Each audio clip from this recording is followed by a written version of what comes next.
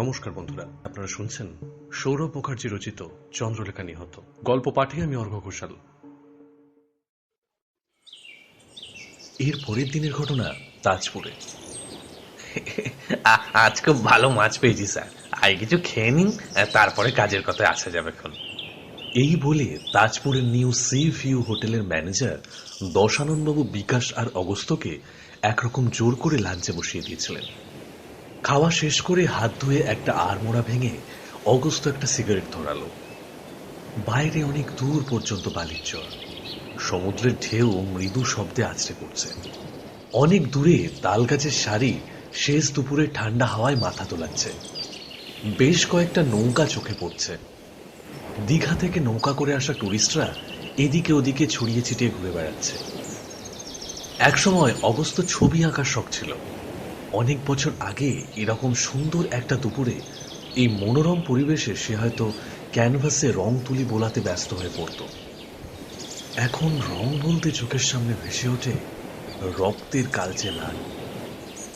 বাড়ির চিলে কোঠায় পড়ে থাকা ছেঁড়া ক্যানভাসগুলোর ওপরে অনেক বছরের পুরো ধুলো জমেছে। সুধাংশু মজুমদারের কেস ফাইল পড়ে বিকাশকে নিয়ে অগস্ত্য তাজপুরে আসা। ফরেন্সিক রিপোর্ট, পোস্টমর্টেম রিপোর্ট আর সেই সময় ঘটনাস্থলে উপস্থিত সবার বয়ানই পড়ে ফেলেছে অগস্ত্য। নিউ সি ভিউ হোটেলে এসে ওঠার উদ্দেশ্য হল সুধাংশু মজুমদারের মৃত্যু সম্পর্কে সম্ভব হলে আরো কিছু তথ্য সংগ্রহ করা। কিন্তু হোটেলে পৌঁছে জানা গেল প্রায় 11 বছর আগে হোটেলে যারা কাজ করত তাদের বেশিরভাগই আর আজ এখানে নেই। দশাননবাবুকে নিয়ে মোট 6 জনের হদিশ পাওয়া গেছে। তাদের মধ্যে 4 জনের সঙ্গে বিকাশ কথা বলেছে, নতুন কিছুই জানতে পারেনি। নিউ সি ভিউ হোটেলের এই একতলায় রেস্টুরেন্টের চারপাশে অগস্ত্য চোখ বোলালো। এখন দুপুরবেলা, টুরিস্টদের ভিড়। অগস্ত্য এর আগে খোঁজ নিয়ে দেখেছে ঘরও খালি নেই, ভালোই চলছে হোটেল। আর এই হোটেলের সুনাম বেশ অনেক বছর ধরেই। এই হোটেলেই আজ থেকে প্রায় 11 বছর আগে এসে উঠেছিলেন সুধাংশু মজুমদার, সঙ্গে শুটিংয়ের দল। আর সেই দলে বছর দেড়েক আগে আলাপ হওয়া চন্দ্রলেখা মুখার্জি, তার নতুন নায়িকা। হোটেলের দেওয়ালে এখনো তাদের ছবি টাঙানো আছে। এখান থেকে অবশ্য জীবিত ফিরে যাননি সুধাংশুবাবু। হোটেলের লনে পায়চারি করতে করতে অগস্ত্যর সঙ্গে সেই বিষয়ে দশাননবাবুর কথা হচ্ছিল। সে তো প্রায় 10 বছরেরও বেশি সময় আগেকার কথা স্যার। ঠিক 10.5 বছর আগে সেই রকমই হবে। আপনি তখন এখানে কাজ করতেন? তা করতাম বই কি, মাস 6 হলো কাজে লেগেছি তখন, মনে আছে। আপনার স্মৃতিশক্তির তারিফ করতে হয়। ঘটনাটা কি ভোলা যায় স্যার? বয়স তখন কম, সিনেমার দারুণ নেশা। এই হোটেলে শুটিং পার্টি এসে উঠেছে, তাও আবার সুধাংশু মজুমদারের ছবির শুটিং, নায়িকা চন্দ্রলেখা। 2-3টে ছবি দেখে অলরেডি ওনার অন্ধ ভক্ত। একটু থেমে দশাননবাবু বললেন, কি বিশ্রী ভাবে শেষ হয়ে গেল বলুন তো। ঠিক বলেছেন। কিছুক্ষণ দুজনেই চুপ। একটু দূরে একটি লোক লনে কাজ করছে, মাথা জোড়া টাক, আর চিরচিরে চেহারা, পরনে লুঙ্গি আর স্যান্ডো গেঞ্জি, কাঁধে একটা গামছা। লোকটা আগাছা পরিষ্কার করছে আর মাঝে মাঝে আর চোখে দশাননবাবু আর অগস্ত্যর দিকে তাকাচ্ছে। অগস্ত্য আবার কথা বলল, আচ্ছা শুটিং মূলত কোথায় হচ্ছিল? এইখানেই স্যার। আর তাজপুর তখনও আরো নিরিবিলি শান্ত। কিছু কিছু সিন বোধহয় দীঘাতেও তুলেছিলেন সুধাংশুবাবু। আচ্ছা, শুটিং এর বাইরে কি হতো? সন্ধেবেলা এই লনই আড্ডা মারতেন সবাই, কখনো রেস্টুরেন্টে চা কফির আসর বসত। চন্দ্রলেখা দেবী আর তিনিও সবার সঙ্গে লনে বা রেস্টুরেন্টে আড্ডা দিতেন? তিনিও মাঝে মাঝে আসতেন বই কি। আর অন্য সময়? দশাননবাবু একটু ইতস্তত করলেন, তারপর একটা লাজুক হাসি এসে বললেন, কি আর বলবো স্যার, ফিল্ম লাইনের ব্যাপার স্যাপার বোঝেনি তো। সুধাংশু বাবু আর ওনাকে নিয়ে তখন বাজারে একটা গুজব ছিল, জানেন নিশ্চয়ই। হ্যাঁ, সেরকমই তো শুনেছি। তা ওনারা মাঝে মাঝে দুজনে বেরিয়ে পড়তেন। সুধাংশু বাবুর কাঁধে একটা ক্যামেরা থাকতো, ছবি তুলতে খুব ভালোবাসতেন আর কি। হোটেলের আশেপাশে, এই লনে, কখনো বা আরো দূরে। ওনাদের দুজনের যে ছবিটা রিসেপশনের কাছে দেখলেন, সেটা এই লনেই তোলা, এই আমরা যেখানে দাঁড়িয়ে আছি। আর সন্ধ্যের দিকে বেশিরভাগ সময় ঘরেই গল্প গুজব করতেন, রুম সার্ভিস যেত, স্ন্যাক্স, ড্রিঙ্কস। কার ঘরে? সুধাংশু বাবুর ঘরেই বেশিরভাগ সময়।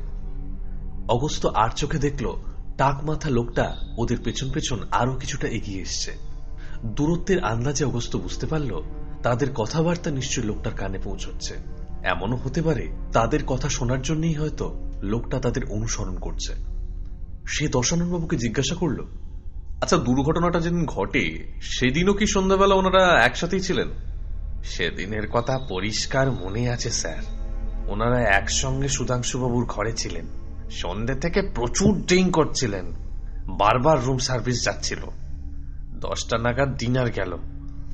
ঘটনার পরে পুলিশ এসে আমাদের অর্ডারের খাতাপত্র চেক করছিল।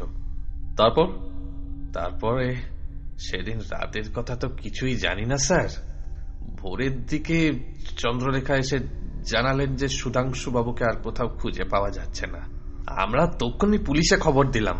পরে সমুদ্রের ধারে ওনার বডি পাওয়া গেল। শুনেছিলাম ওনার পেটে প্রচুর মদ পাওয়া গেছে। আমরা তো তা আগে থেকেই জানতাম। আগের দিন সারা সন্ধে ধরে দুজনে ড্রিঙ্ক করেছিলেন।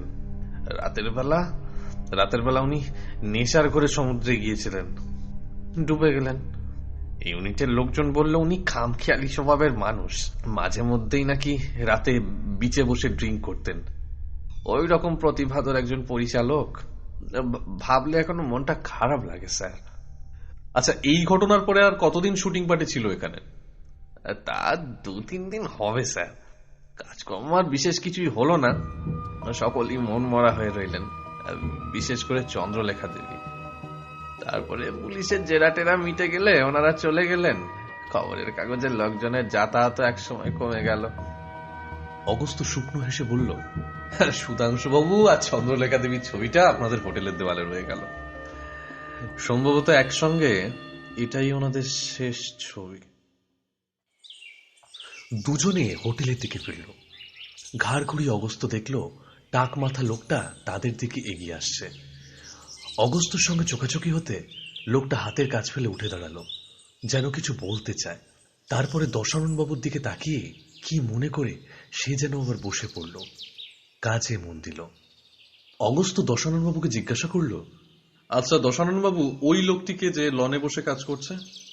দশাননবাবু হেসে জবাব দিলেন, ওর নাম রশিদ। আজ 12 বছর হলো এই হোটেলে মালির কাজ করছে। আর সুধাংশু বাবুর মৃত্যুর সময়ে রশিদ ওই হোটেলে ছিল। সেদিন সন্ধ্যার ঘটনা তাজপুরে। নিউ সিভিউ হোটেলের দোতলায় নিজের ঘরের সামনে বারান্দায় বসে অগস্ত্য সুধাংশু মজুমদারের কেস ফাইল থেকে মুখ তুলে সামনে সমুদ্রের দিকে তাকালো। সন্ধ্যা হয়ে আসছে। সমুদ্রের জলে গুলে গেছে আকাশের আবির। কানে ভেসে আসছে অবিরাম ঢেউ ভাঙার শব্দ। মত্ত হাওয়ায় এলোমেলো হয়ে যাচ্ছে মাথার চুল। একটু আগে বারান্দার টিউবলাইটগুলো চলে গেছে। একটা ছেলে এসে অগস্ত্য সামনে রেখে গেছে ধুমায়িত চায়ের কাপ। বিকাশ গেছে সমুদ্রের ধারে হেঁটে আসতে। অগস্ত্য শালটা ভালো করে গায়ে জড়িয়ে নিল। তারপরে চায়ের কাপে একটা লম্বা চুমুক দিয়ে হাতের ফাইলের পাতা উল্টে ফিরে গেল রশিদের বয়ান। আজ দুপুরে লনে রশিদের ব্যবহার অগস্ত্য রীতিমতো সন্দেহজনক লেগেছে। অগস্ত্য নিশ্চিত যে লোকটা দশাননবাবুর সঙ্গে তার কথা শোনার জন্যই তাদের অনুসরণ করছিল। কিন্তু কেন? নিছক কৌতূহলের বশে, নাকি সে কিছু বলতে চাইছিল অগস্ত্যকে? অগস্ত্য চেয়ারে হেলান দিয়ে ভাবতে লাগলো। রশিদের বয়ান অনুযায়ী হোটেলের পেছনে বাগানের পাশে একটা ঘরে সে থাকত। রশিদ সেই রাতে কিছু দেখেছিল। সে সম্ভাবনা একদম উড়িয়ে দেওয়া যায় না। যদিও সে রাতে সে সন্দেহজনক কিছু দেখেনি বলেই পুলিশকে জানিয়েছিল। হতে পারে লোকটা সেই সময় মিথ্যে বয়ান দিয়েছিল। আজ এত বছর পরে অগস্ত্যকে সে কিছু বলতে চায়। চায়ের কাপ সামনে নিচু টেবিলে রেখে অগস্ত্য ঘরে গিয়ে দশাননবাবুকে ফোন করল। হ্যাঁ বলুন স্যার। রশিদের সঙ্গে একটু কথা বলা যাবে? নিশ্চয়ই, আমি এক্ষুনি ওকে আপনার কাছে পাঠিয়ে দিচ্ছি। রশিদ একটু পরে অগস্ত্যর সামনে এসে দাঁড়াল।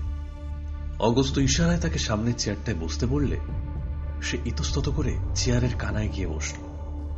কোন রকম ভনিতা না করে অগস্ত্য বলল, রশিদ, আজ দুপুরে তুমি আড়ি পেতে আমাদের কথা শুনছিলে কেন? রশিদ মাথা নিচু করে রইল। অগস্ত্যর গলা এক ধাপ আরো চড়িয়ে এসে বলল, চুপ করে বসে থেকে লাভ নেই রশিদ, আমার কথার উত্তর দাও।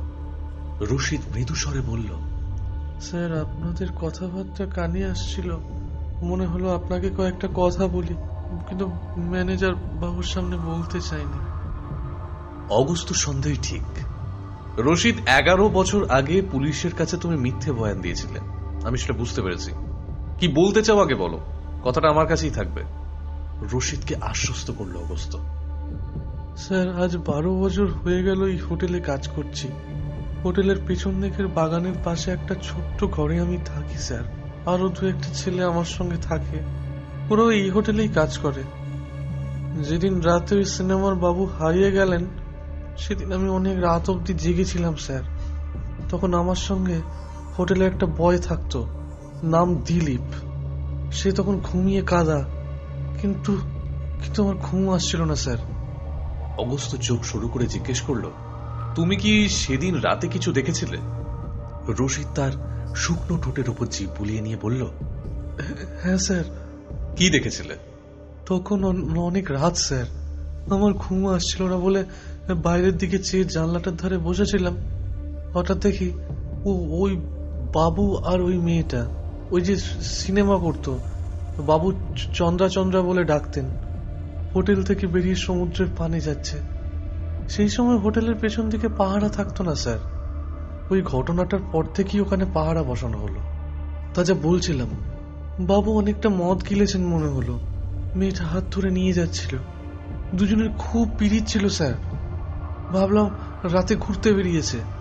মেয়েটাকে বড় ভালো লাগতো স্যার, পরে কাগজে টিভিতে অনেকবার ছবি দেখেছি, মস্ত হিরোইন হয়েছিল মেয়েটা। উত্তেজনায় টান টান হয়ে অগস্ত জিজ্ঞাসা করলো, কাজের কথা এসো, তারপর কি হলো? আমি ভাবলাম স্যার এনারা সব খ্যাপাটে মানুষ, বাইরে ঘুরছেন বোধহয়। আগেও কয়েকবার রাত পেরিয়ে ওই বাবুকে সমুদ্রের ধারে বসে মদ খেতে দেখেছি, তাই তখন আর এ নিয়ে বিশেষ মাথা ঘামাইনি। আমার চোখ দুটো জুড়িয়ে আসছিল, আমি ঘুমিয়ে পড়লাম। পরদিন সকালে উঠে শুনলে যে বাবু হারিয়ে গেছেন? আগে স্যার, তারপরে তো ওনার বডি পাওয়া গেল ওই জলের ধারে। তুমি পুলিশকে তখন এসব কথা বলনি কেন? মেয়েটার কথা ভেবে বলিনি স্যার, মেয়েটা বড্ড ভালো ছিল। একদিন কি হলো বলি শুনুন। ওনারা যখন এখানে ছিলেন, তখন একদিন বাগানে কাজ করতে গিয়ে হাতটা হঠাৎ কেটে গেল, গল গল করে রক্ত, সে আর বন্ধই হতে চায় না। ওই মেয়েটা দেখতে পেয়ে ছুটে এলো স্যার, হই হই করে ওষুধ জোগাড় করলো। তারপরে সেই ওষুধ আমার হাতে লাগিয়ে নিজে ব্যান্ডেজ করে দিল। এইদিকে তো আমি কিছু বলতেই পারি না, চোখ দিয়ে শুধু জল পড়ে। আসলে কেউ কোনোদিনও তো সেভাবে এই গরিবের যত্ন করেনি স্যার।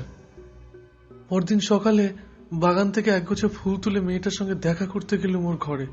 গিয়ে দেখি ঘরের দরজা ভেজানো, আর ঘরের ভেতর থেকে ঝগড়াঝাটির শব্দ আসছে। মেয়েটার গলা পেলাম স্যার, আর ওই বাবুর কানে যেটুকু কথা ভেসে এলো স্যার, তাতে বুঝলাম মেয়েটার সঙ্গে বাবু নোংরামি করছে। মেয়েটা কাঁদছিল স্যার, ইচ্ছে করছিল ঘরে ঢুকে লোকটার গলাটা টিপে ধরি, কিন্তু আমি হোটেলের বেতন করা চাকর স্যার, আমার সে সাহস হবে কেন? তাই আমি ওখান থেকে চলে এলাম। আসলে কি জানেন স্যার, শহর থেকে ওরকম অনেক বাবুদের কম বয়সী মেয়েদের নিয়ে এখানে আসতে দেখি, শরীরের আগুন ঠান্ডা হয়ে গেলেই বাসি জামা কাপড়ের মতো ওদের ছুঁড়ে ফেলে দেয় এইসব বাবুরা। কদিন পরে বাবুদের আবার এখানে আসতে দেখি, কখনো আবার অন্য মেয়েদের নিয়ে, কখনো ঘরের বউ ছেলে মেয়ে নিয়ে। তখন ওই সব হারিয়ে যাওয়া মেয়েগুলোর জন্য মনটা বড় খারাপ লাগে স্যার। সেদিন সকালের পরে ওই মেয়েটার উপর কেমন যেন মায়া পড়ে গেছিল আমার স্যার। ভাবলাম পুলিশের কাছে আমি সবকিছু খুলে বললে বেচারি মেয়েটা না কোনো বিপদে পড়ে যায়। অগস্ত মুচকি হেসে বলল, এবার তুমি আসতে পারো। রশিদ উঠে দাঁড়িয়ে একতলায় যাবার সিঁড়ির দিকে এগোলো। কি মনে হতে অগস্ত গলা উঁচিয়ে রশিদকে ডাকলো। রশিদ ঘুরে দাঁড়াতে অগস্ত বলল, শোনো, এরপর থেকে যখনই কোনো বাবু এখানে এসে কোনো মেয়েকে নিয়ে ফুর্তি করে যাবার পরে নতুন কোনো মেয়ে বা পুরনো বউ নিয়ে এখানে আরেকবার বেড়াতে আসবে, তখন সোজা ওনার সামনে গিয়ে জিজ্ঞেস করবে, বাবু ভালো আছেন তো? এই মেম সাহেবের জন্য কি রোজ সকালে বাগান থেকে ফুল নিয়ে আসবো? তখন দেখবে মজাটা।